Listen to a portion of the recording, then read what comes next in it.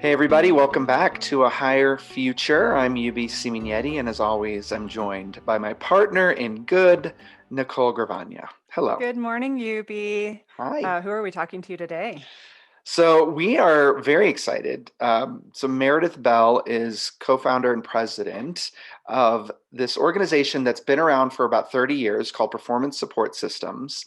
Um, and what I love, because there's many parallels between our organization and where I hope we are, right, in 30 years. An organization, and Meredith, obviously you'll talk more about this, but, based on relationship building, right? And you've had partners and clients and people you've worked with for 20 plus years within that. And so that's just wonderful and an amazing way to do business because that's how we really try to focus on it. And then also a fellow podcast host, author. I mean, there's so many amazing things. So we're going to dive in. But first of all, hi. Hi. How are It's you? great to be with you both today. I'm excited. Yeah, us too. Us too. So tell us a little bit. I mean, give us a little quick 30-year history of Meredith Bell and what's been going on. Well, I've always had this interest in helping people learn how to play nicely together at work because there are so many issues around people getting along, understanding, communicating clearly with each other. So for many years, I was a solo consultant working in the areas of leadership development and team building. And then I met my one of my two business partners, Denny Coates, in 1990, and we started collaborating on some projects and decided we were compatible and wanted to put our two businesses together. And we brought in a third partner at the same time who managed everything else, and she still does. She's amazing. And so the three of us have now worked together for 30 years. And we transitioned from being a consulting firm to being a software company in 94 when we were looking for a tool to use with clients that was a 360 feedback tool. And there weren't very many back then, and they were all very expensive and very rigid. So you had this one set of items, you couldn't change it, and that didn't work for us. Our clients were quite varied. And so we decided to create our own and made the conscious choice to go from being consultants to a software company with, you will appreciate this, no background whatsoever in that. We just had faith in our ability to make it work, and it did. And so here we are. 2020 Insight, our 360 tool, is still going strong 27 years later. Yeah. Originally as a floppy disk. Oh, wow. So Isn't that it's funny? evolved. But, last year with the pandemic, Denny and I decided we needed to really capture a lot of what we had been doing over the years through our products, through people who had used them, all of the things we knew about communication. And so we captured those in our book called Connect with Your Team. And we focused on what we considered the top 10 communication skills. And there's no fluff, there's no theory. It's all, here's why this is important. Here's what it looks like. We even have some sample dialogues to show, here's how you can actually use this. So it's not theoretical, it's practical. And step by step, here's what you can do to give someone feedback, to listen better, to resolve conflicts. So that's what, we're really excited now about getting out into organizations because it's a bigger way to help people learn these basic skills that we all need to get along with each other at work. So the fact that you've held these relationships for as long as you have makes me trust you in starting to think about, okay, what advice am I going to get from these books in terms of having those communication skills? And then having read the book and having taught a lot of this myself, I also trust you in the sense that I didn't read anything in there that made me whinge. It all sounds exactly right. It all sounds like you really nailed it. You got all the details in there, and there isn't a great deal of opinion heading in one direction or the other. It's clear that you've tread this ground a lot of times. You know exactly where the challenges lie, and you know what it is that people are up against and how to teach them to get to the other side. I also trust you on the change management piece, knowing that you started a software company in 94 and have managed all of the changes Yes. between there and now with the same business partners. So that's super impressive to me. And I'm sure it would be nice for us to look decades in the future and think about Oh yeah. how maybe we'll all still be friends. Hopefully, we'll see how that goes. Yeah, And absolutely. yeah, so one of the big things I am desperate to know, and I think our listeners would love to hear, is that we are diving into this whole new way of doing our office environments, this hybrid. It's not work from home, it's not be in the office, it's some mix of the two, which is the hardest as far as most of the people we've talked to, the hardest way of thinking about um, keeping connection between people and having those big relationships. So there's a lot in your book, and there's a lot that we can go into here, but I'd love to just hear what's your first thought in terms of what is going to be especially challenging for communication in this hybrid environment. Such an important question, Nicole. Thank you for asking that.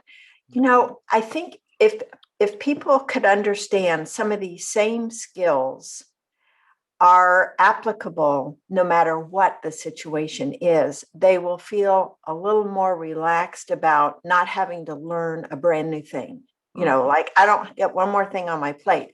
It's adapting some of what are already really good practices that people use when they work well together, whether it's leader, to direct report or coworker to coworker. And I think a key, if I could just say a key element is curiosity. Mm-hmm. And I say that because curiosity prevents us from jumping to conclusions, assuming someone else is going through the same thing we are, and putting us in the mode of learning about this other person.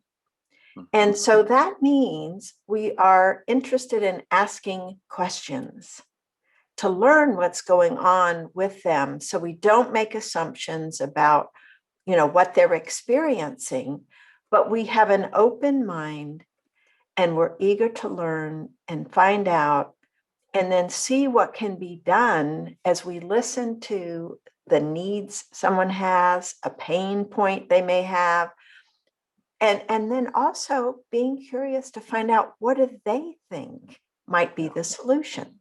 Because too often, I know I have fallen into this trap where I feel like I need to solve the problem, right? Somebody presents a question, an issue, and I've got to come up with the answer. And that's not the case. People have the answers inside them most of the time.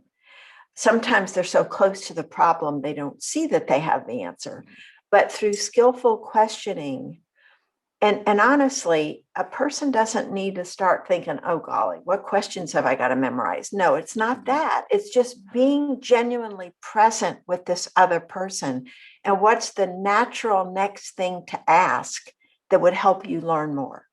Isn't that's oh man, That's really it. it's crazy. And it's like, because we talk about the same thing in our trainings. We like lead with curiosity, right? Lead with empathy. But the way you put it, as far as, it's just an adaptation of something we already do and something we already know. I mean, look at a whole world who adapted to work from home. Like, we did it, right? Something that for years companies refused to do because they were just like, oh no, productivity will go down the toilet, and we'll lose control. But yet here we are a year later and everything's fine, if not better in some circumstances. And it really was just taking what we know and adapting it to just a new scenario. I love that, because that does alleviate the stress of that change management, right? That comes with having to try to learn something new. You can't teach an old dog new tricks, right? That come from somewhere, but so it's already there. I love that. I love that. All right, Meredith, I got that. So curiosity is it. You say everybody pretty much has the answers in them already. And so how does a leader who feels like they already have the answers in them already not use the answer inside them and instead get curious about the answer that's in someone else? How do they get past that? Well, I think part of it is adopting a different attitude, Nicole.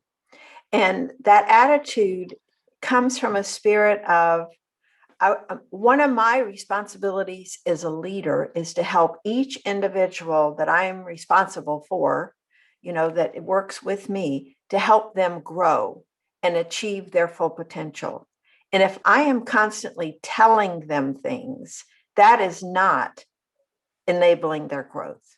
In fact, if we think of it as kind of stunting it, because then it creates a dependency where that person comes to you for the answers. And part of this goes back to the fear of being wrong. This person's always got the answer, so I better go check with him or her first because I might not come up with the right answer. And so if I'm wrong, then what negative repercussions might happen? So as a leader, we don't always think through what's the long-term impact of this pattern of giving answers to people. And instead, if we ask questions to say, well, what do you think? We don't have to come up with complicated questions.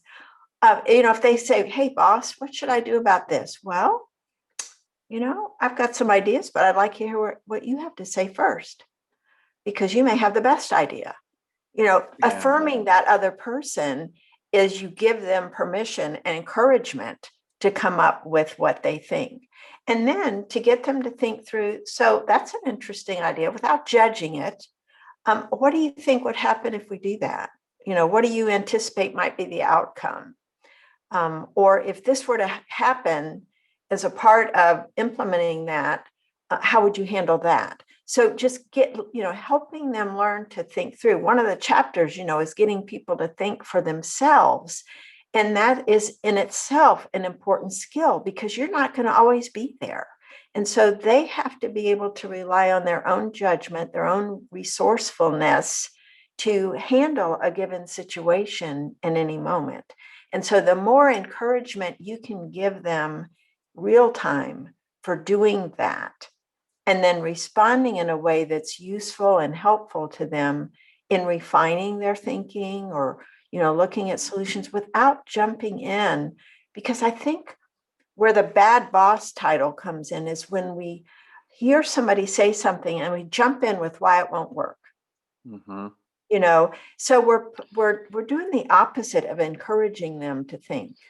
We're shutting it down and teaching them, oops, I better not say anything because it might be wrong. Well, and Or how do you I'll get teach? criticized.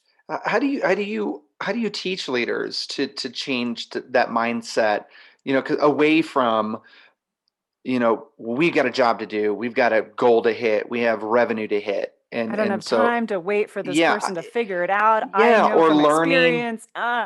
Yeah, or learning, like I don't have time for you to learn something new. Like, how do you switch that mindset to creating an environment where people are constantly learning and driving with curiosity, realizing that we'll hit even bigger goals if we're all working from that perspective? Yeah, I think that's a key point, is pointing out the practicalities of doing that, Mm-hmm. of having patience now to allow that person a few seconds. We're not talking Right, about, right. a Years. lot of time here. But we sometimes have short-term view because of these short-term goals or Yes. the pressure we feel. And instead, if we could start asking just some basic questions like, how can I behave in this moment that's going to help this person be a better employee a year from now? Hmm. It's Yeah. that taking that future view, a willingness to say, this person is valuable. If in fact this is a valued employee or manager or whatever their role is, if they are valuable to the company, what can I do that's going to kick their performance up a notch? Yeah. That's a very practical approach. Well, is being impatient with them and looking at my phone or looking at my watch and giving the message, hey, move on, get on with this, or interrupting them even worse and finishing their sentences, that is not going to really be beneficial for bringing out their best. Mm-hmm. So if we can ask the question, what can I do as a leader that's going to bring out the best in this person so I get their maximum engagement and performance? That can be the driver that adjusts the attitude, that allows them to start practicing being a more mindful listener and question asker, so that they get ultimately the behavior they're looking for. Because see, here's the thing. When someone feels valued and appreciated, their motivation to perform at a high level skyrockets. Right. And too often we don't see the connection between expressing appreciation for who they are and specifically what they've done that we value. And people say, well, they're getting paid to do this work. I don't need to spend the time doing that. Yeah, well, if you want their best performance, you might want to rethink that. Because it makes a huge difference when we see this person as a valuable human being who we have the opportunity to elevate if we know how to do that. I just wrote down the tweet of this entire thing. It takes only seconds to let someone think for themselves. Oh, yes. That's golden. Forget mic drops. It's the new tweet. I love it. This is the tweet. Oh, man. Yeah. I mean, this is like, Monday motivation, but it's Tuesday. This is really great. These are great insights. I mean, I think that is, especially now, I mean, what's the future of work in your opinion, as far as, these concepts that we're talking about, as far as communication, and I mean, what should change, what has changed, what shouldn't change for the future of work? Well, I think a key thing, just looking at what's happened in our world as well, in terms of elevating the awareness around diversity, inclusion, equity, all of those issues, this need for empathy and understanding. And Nicole, I'm glad you brought that up earlier when I was saying curiosity. I think you both emphasized that. Empathy is a key part of that too.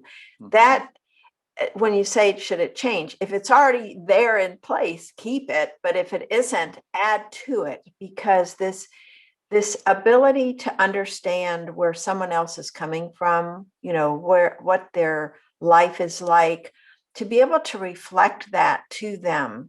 If you get on a call with them or you're meeting in person and they start expressing frustration about something, to affirm that without being a parrot and repeating their exact words, but reflect it back. Oh, it must be so frustrating to have to deal with this and this and this. Or is it frustrating to, you get them to recognize, oh, this person heard what I said. They got me. And that is huge in terms of the future of work, keeping people. And, I hate to use the word loyalty, but it's this idea of connection that someone has with an organization because they feel cared about, they feel valued. And I will say it goes both ways. So if you are the employee and you are working for someone and you appreciate something they did, let them know, because leaders often don't get, that kind of feedback from their direct reports or peers. I think just building this whole culture, this whole environment where people feel safe about speaking their truth, and just expressing what they have to say without fear of retribution, criticism, judgment, punishment. There's so many negative, toxic things that can go on. And that is not the kind of environment that's going to help create people who want to perform at their best. Well, and honestly, I mean, I think, and sorry, Nicole, I just wanted to make a quick point on that, because, the right now we all have a window into each other's truths. More, and we didn't have that before. And so, to your point, like now we have to, right? We don't have a choice here, because we have to honor those truths. I mean, I look like I'm in some crazy Tron, virtual reality, Starship Enterprise, holodeck scenario where I'm like trying to escape the real world. What does that say about me? I mean, that's like, that's what's going on. It's so important now because those windows are wide open. Yeah, I was going to share a quick story about that, Meredith, and an example is, I hadn't worked for a team. I hadn't had a boss in, I don't Mhm. even know how long. And so when I joined Interview IA, I was a little nervous about no longer working for myself and having someone who was going to evaluate my ability to do my job in a way that was different than a client who either just walks off if you're not doing a good job or stays and keeps paying their bills. Mhm. And so when I started working with my current boss at Interview IA, his name is Gary, and he was so empathetic with me. He did exactly what you said. I said something, and he responded back in his own words. He says, "Yeah, it's got to be hard that you have to make a decision between this and this." And I thought, I almost cried. It was so true what he'd said, and he didn't parrot my words. He really understood what I was talking about, and he understood my internal conflict, and he responded back to me with understanding. And I thought, oh, I'm in. Like, I can work for this guy. Whatever he says, I'm down. Like, I will totally follow him anywhere because he's listening.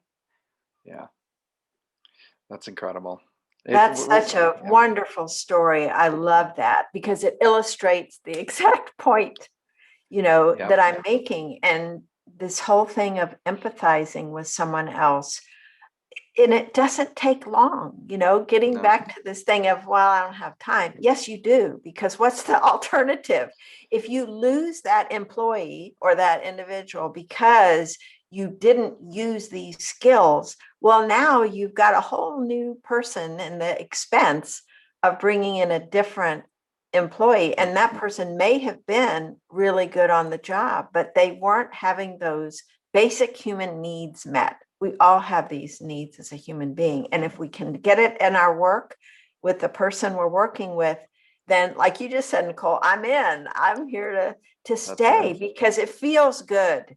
We have to recognize that that's an important element to, and just to be appreciated. And that, I'll tell you, the other word that's coming to mind as I think about what leaders need to do is notice.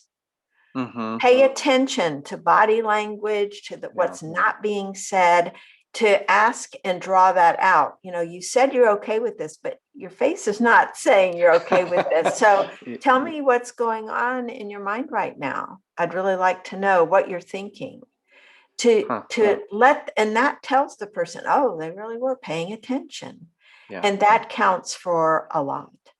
Well, I think for the leaders, like, this has me thinking about leaders themselves, how they isolate themselves when they do the opposite of what you're saying. When they push away, when they don't notice, when they don't build trust and relationships with their team, they're isolating themselves, and that can't feel good.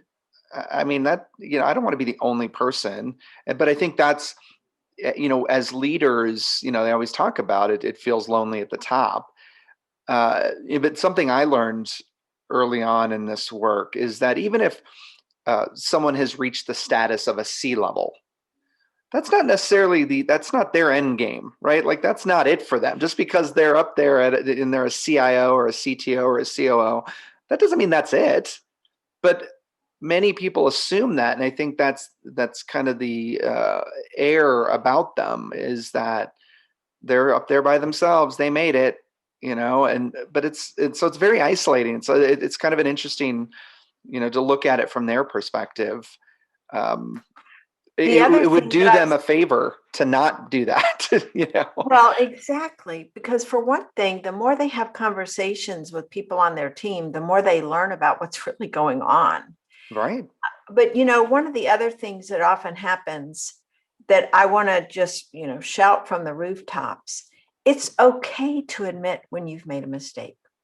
Yeah. And in fact, it's important to apologize if you have done something that's really created problems for people on your team, to own it, because they already know. You know, if you pretend like it didn't happen and you ignore it, and you, because sometimes leaders are afraid they will be less respected if they allow themselves to be seen as imperfect or vulnerable. And if they only understood how the opposite is true, they would be quicker, I think, to acknowledge when they are the one that was the bottleneck, or they, dropped the ball or did something wrong, and say, hey, I really made a mistake there and I apologize. And you know what else is magic is simply to ask the question, what could I do in the future that could help us avoid this happening again? You are again getting input from the other folks. They've got ideas, believe me. And so if you stop long enough to ask, you're showing that you have respect for their opinion and their time. And you're saying what you have to say is valuable to me.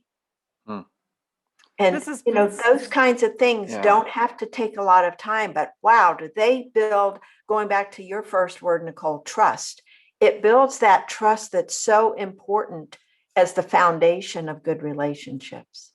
This has been so powerful. I think, UB, we need to send this to everybody and say, if you don't have time for a coaching session, just listen to this podcast, because Meredith has dropped all the truth on all of us. Yes. And so well, and also since we're recording this in May, even though it may come out in June, May is, I think, Mental Health Awareness Month, right? And I think what struck me about what you were just talking about, Meredith, it's easier said than done.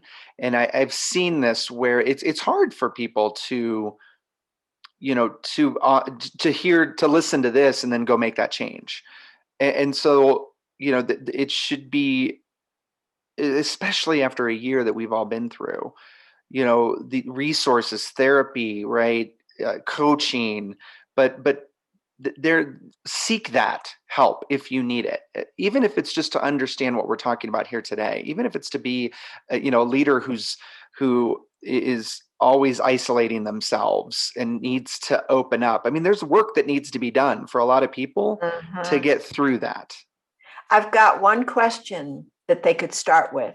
If they're feeling like, oh golly, what do I do? Here's one thing you can do.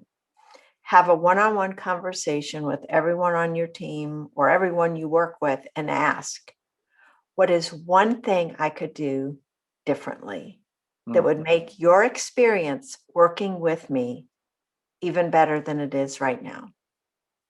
I love it. One thing I could do. You see, you're not asking to be overwhelmed, and they may be so shocked that you asked that, they may not have an answer at that moment, but there may be something that's been bugging them about what you do that is a blind spot for you, and you have no idea, that you can learn from. And the key is to be humble and to be grateful and say, thank you. I didn't know that. And if you are willing to do what it is they're asking, make a commitment and ask for their help. If you see me not doing that, let me know, because I want to be better at doing this or not doing this, so that our experience working together is better for both of us.